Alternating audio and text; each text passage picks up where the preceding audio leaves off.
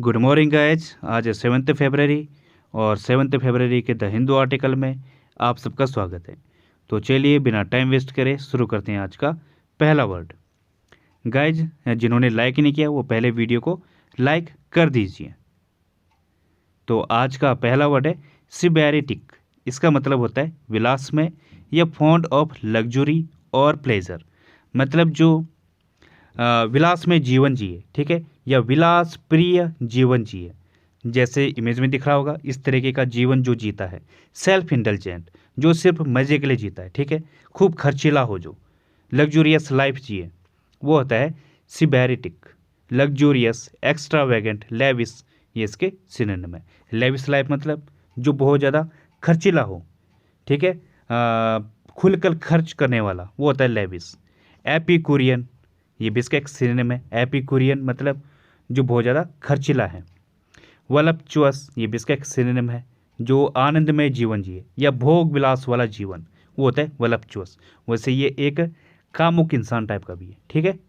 तो ये होता है जो अपने आप में मज़े, अपने आप से मतलब रखे या अपने मज़े से मतलब रखे, तो ये होता है। एंटोनिम क्या होगा इसका? एब्स्टेमियस, एस्थेटिक, नॉन इंडल्जेंट, ये इसके एंटोनिम है। नॉन इंडल्जेंट मतलब जो काफ़ी सख्त है, ठीक है, और एस्थेटिक जो काफ़ी संयमी हो, जैसे कि साधु संत हैं जो सांसारिक जीवन से परे रहते हैं, ठीक है, किसी भी प्रकार के मौज मस्ती से दूर रहते हैं।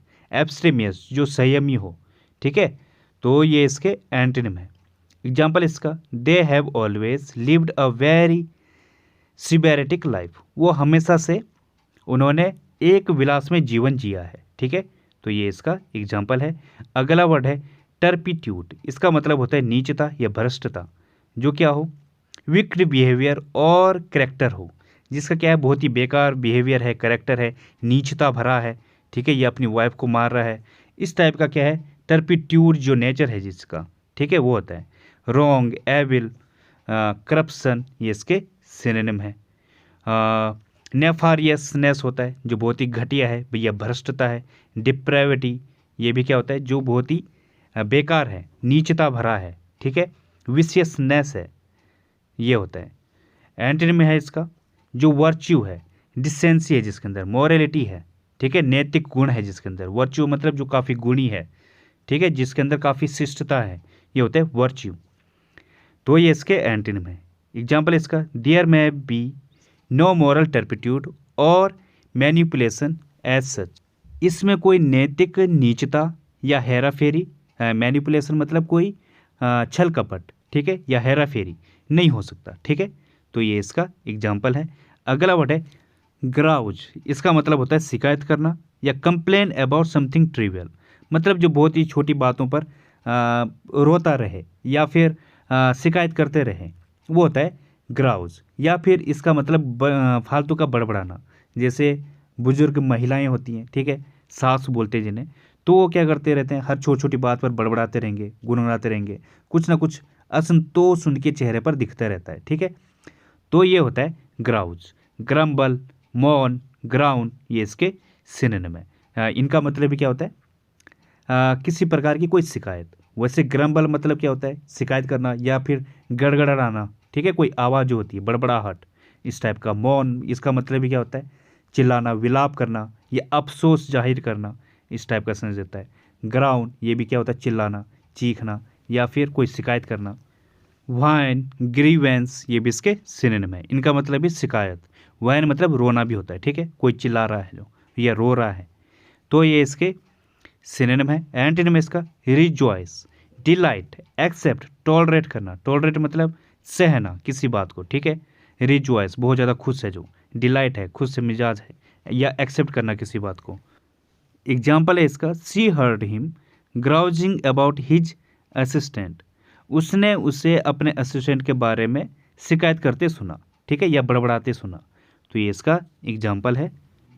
तो गाइस अगला वर्ड है इम्ब्रोग्लियो। इसका मतलब होता है जटिलता या फिर एन एक्सट्रीमली कन्फ्यूज्ड, ठीक है, आप अगर बहुत बड़े कन्फ्यूजन में हो, ठीक है, वो होता है इम्ब्रोग्लियो, या किसी उलझन में पड़ गए हो, कॉम्प्लिकेशन में हो गए हो, या खुद को इन्वॉल्व कर लिया किसी चीज़ में, वो होता है इम्ब्रोग्लियो।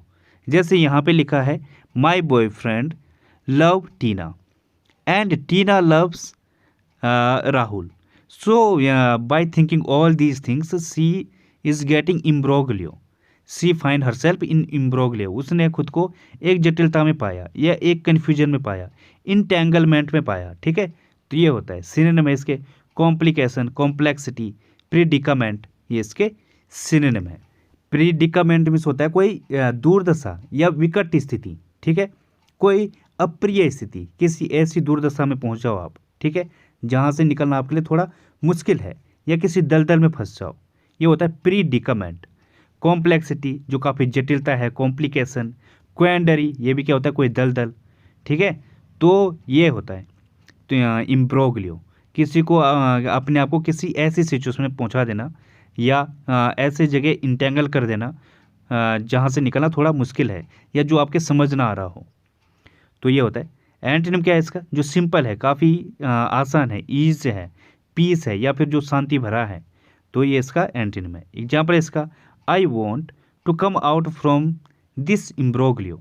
मैं इस जटिलता से या जो ये उलझन है इससे बाहर आना चाहता हूँ. ठीक है, तो ये इसका एग्जाम्पल है. अगला वर्ड है बिकर. इसका मतलब होता है कलह या फिर फाइट, किसी प्रकार का कोई झगड़ा या फिर वाद विवाद, ये होता है बिकर. या किसी से कोई क्या हो गया, आपकी अनबन हो गई है, वाद विवाद हो गया है, झगड़ा हो गया है, ये होता है. स्कोबल, आर्ग्यू, क्वेरल, रैंगल, ये इसके सिनोनिम है. इनका मतलब भी क्या होता है, कोई वाद विवाद. जैसे रैंगल, रैंगल मतलब क्या होता है, झगड़ा या नोक झोंक है जो. ठीक है, या वाद विवाद है, ये होता है. तो ये इसके सिनोनिम है. एंटोनिम क्या है इसका, कनकर, एग्री, एक्वियस, ये इसके सिनोनिम है. एक्वियस मतलब किसी चीज़ को स्वीकार कर लेना या मान लेना, बिना विरोध के किसी चीज़ को स्वीकार करने को कहा जाता है एक्वियस. कनकर, सहमत होना. ठीक है, तो ये इसका, या एकमत होना, ये होता है कनकर. तो ये इसके एंटोनिम है. एग्जाम्पल इसका, couples are bickering over who gets what from the divorce. जो कपल हैं वो इस बात पर वाद विवाद कर रहे हैं या झगड़ रहे हैं कि तलाक से किससे क्या मिलेगा. ठीक है, तो ये इसका एग्जाम्पल है. अगला वर्ड है काउच. इसका मतलब होता है अभिव्यक्त या फिर express in language of a specific style. मतलब किसी चीज़ को जो अपने आप को अभिव्यक्त करना या किसी चीज़ को समझाना, एक्सप्रेस करना, यह होता है काउच. ये नाउन भी है, वर्ब भी है. काउच नाउन में क्या होता है, जिस पर हम बैठते हैं, सोफ़ा होता है जो. ठीक है, एक जो लंबा वाला सोफ़ा होता है वो होता है काउच. एंटोनिम है इसका एक्सप्रेस करना या फ्रेम, पुट, फॉर्मुलेट, ये इसके सिनोनिम है. फॉर्मुलेट मतलब किसी चीज़ को निरूपित करना, मतलब स्पष्ट करना. ठीक है, स्पष्ट तरीके से बात को करना या सूत्रित करना, इस टाइप का संबंध मीनिंग देता है फॉर्मुलेट. एंटोनिम है इसका रिप्रेस करना, किसी को दबाना, कंसील, छिपाना. एग्जाम्पल इसका, the assurances were couched in general terms. आश्वासन को आसान भाषा में समझाया गया था या अच्छे ढंग से अभिव्यक्त किया गया था. तो ये इसका एग्जाम्पल है.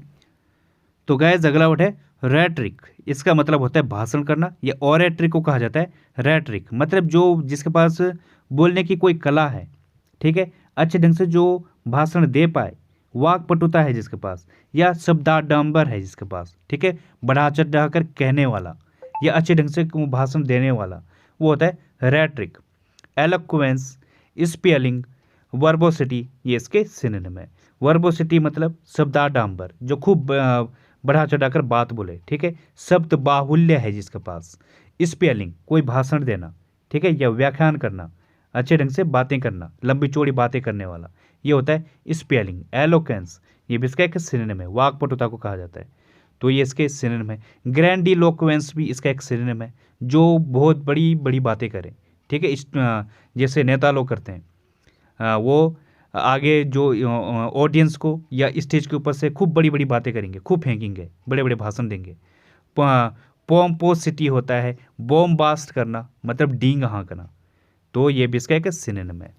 एंटोनिम है इसका क्वाइट, कॉन्शियसनेस, गिब्रिस, इनआर्टिकुलेसी, ये इसके एंटोनिम है. इनआर्टिकुलेसी मतलब जो अस्पष्ट है या जो व्यक्त करने में असमर्थ है. ठीक है, वो होता है इनआर्टिकुलेसी. गिब्रिस, गिब्रिस होता है जो क्या करे, बकवास करे या निरर्थक बात करे, जिसकी बात क्या है अस्पष्ट हो, आपके समझ में ना आ रही हो, ठीक है, अस्पष्ट उच्चारण करने वाले को कहा जाता है गिबरिश। कंसियसनेस, जो संक्षिप्त बात करे। क्वाइट, जो शांत हो, तो ये इसके एंटीनिम है। एग्जाम्पल इसका, her speech was just empty rhetoric, जो उसकी जो स्पीच थी वो सिर्फ एक क्या थी, एक आडंबरपूर्ण भाषण था वो, ठीक है, तो ये इसका एग्जाम्पल होगा। अगला वर्ड है बोटलनेक, इसका मतलब होता है बाधा, ये जाम को कहा जाता है बोटलनेक। अगर जैसे इमेज में दिख रहा होगा इस तरीके से आगे से फ्लो आ रहा है और आगे कोई बोटल नेक लग जाए इस टाइप की, तो वो क्या हो जाता है, एक बाधा आ जाती है, ठीक है। अब पीछे से तो अच्छा फ्लो आ रहा है और आगे से क्या आ गया, अब स्लो स्लो जाने लग गया, कोई बाधा आ गई है। बैरियर, हिंडरेंस, ब्लॉक, ये इसके सिनोनिम है। होल्ड अप, ऑब्स्टिकल, ये भी इसके सिनोनिम होंगे। ऑब्स्टिकल मतलब कोई बाधा, होल्ड अप किसी चीज़ को रोकने वाला या रोकना। स्टाइमी, इम्पीडिमेंट, ये भी इसके सिनोनिम है, इनका मतलब भी बाधा होता है। एंटोनिम है इसका फैसिलिटेट, किसी को असिस्ट करना। एक्सपीडाइट, फास्ट ट्रैक, जो जल्दी से किसी चीज़ को बढ़ा दे, तो ये इसका एंटोनिम है। एग्जाम्पल इसका, animated films still face bottlenecks, जो एनिमेटेड फिल्म है वो अभी भी क्या है, किसी बाधा का सामना कर रहे हैं, ठीक है, तो ये इसका एग्जाम्पल है। अगला वर्ड है मेलेवोलेंट, इसका मतलब होता है दुर्भावनापूर्ण या मलिशियस। मलिशियस मतलब किसी के बारे में द्वेष रखना या द्वेष वाली भावना रखना, ठीक है, किसी के बारे में गलत सोचना, उसके अहित के बारे में सोचना, तो ये होता है। स्पाइटफुल, एविल माइंडेड, होस्टाइल, ये इसके सिनोनिम है। होस्टाइल क्या होता है, किसी के बारे में गलत सोचना या विरोधी या प्रतिकूल सोच रखना किसी के लिए, ठीक है, उसके अहित की बात रखना। या evil minded, spiteful, spiteful means क्या होता है, द्वेषपूर्ण, ये ईर्ष्यालु को कहा जाता है, ईर्ष्यापूर्ण को कहा जाता है स्पाइटफुल, तो ये इसके सिनोनिम है। इसके बहुत सारे सिनोनिम है अहित करके, जैसे मैलिग्नेंट, विंडिक्टिव, इनका मतलब भी क्या होता है, अहितकर या द्वेषपूर्ण। वेंजफुल, परनीसियस, जो अहितकर हो, परनीसियस मतलब अहितकर या हानिकारक है जो, ठीक है। बेलफुल होता है, ये भी इसका एक सिनोनिम है, तो ये होता है मेलेवोलेंट। एंटोनिम है इसका बेनेवोलेंट, ह्यूमैन, बिनाइन, ये इसके एंटोनिम है। बिनाइन मतलब किसी के बारे में अच्छा विचार रखना, ठीक है, और ह्यूमैन किसी के बारे में दयालु भावना रखना या फिर अच्छी भावना रखना। और बेनेवोलेंट, बेनेवोलेंट मतलब लाभकारी या फिर परोपकारी, उदार, ठीक है, इस टाइप की भावना रखना, तो ये इसका एंटोनिम है। एग्जाम्पल इसका, he smiled and looked at me with his malevolent eyes, वो मुस्कुराया और मेरी तरफ इस तरीके एक द्वेषपूर्ण नज़र से देखा, ठीक है, तो ये इसका एग्जाम्पल है। तो गाइज आज की पहली फ्रेज है एनीथिंग बट, इसका मतलब होता है नॉट एट ऑल, मतलब बिल्कुल भी नहीं, इस टाइप का सेंस देता है एनीथिंग बट। जैसे एग्जाम्पल है, she is meant to be really nice but she was anything but nice, मतलब क्या है, वो वास्तव में अच्छी होनी चाहिए थी, लेकिन वह कुछ भी है लेकिन अच्छी नहीं है, ठीक है, तो ये इस टाइप का सेंस देता है। जैसे my explanation was anything but clear, जो मेरा एक्सप्लेनेशन है वो कुछ भी हो सकता है लेकिन क्लियर नहीं है, ठीक है ना, इस टाइप से आप इसे बनाओगे। अगली ईडियम है ऑल हेल ब्रोक लूज, इसका मतलब होता है a situation suddenly becomes violent and noisy, अचानक से अगर कहीं पे जो सिचुएशन है अचानक से वायलेंट हो जाए या नॉइसी हो जाए या हंगामा बोलते हैं जिससे, इस टाइप का मच जाए, वो होता है all hell broke loose. Use कैसे होगा, one policeman drew his gun and then suddenly all hell broke loose, जैसे ही कोई पुलिस है जो पुलिसमैन था उसने अपनी गन बाहर खींची, अचानक से वहाँ पे हंगामा मच गया, ठीक है, तो ये है। अगली ईडियम है हार्ड एंड फास्ट, इसका मतलब होता है स्ट्रिक्ट या फिर जो सख्त है, ठीक है, उसे कहा जाता है हार्ड एंड फास्ट। जैसे एग्जांपल है, there are no hard and fast rules about fraudulent, धोखाधड़ी के खिलाफ कोई सख्त कानून नहीं है, ठीक है, तो ये इसका एग्जाम्पल है। अगली ईडियम है बाय फोर्स ऑफ, इसका मतलब होता है बाय मीन्स ऑफ, मतलब क्या, की मदद से, इस टाइप का सेंस देता है बाय फोर्स ऑफ।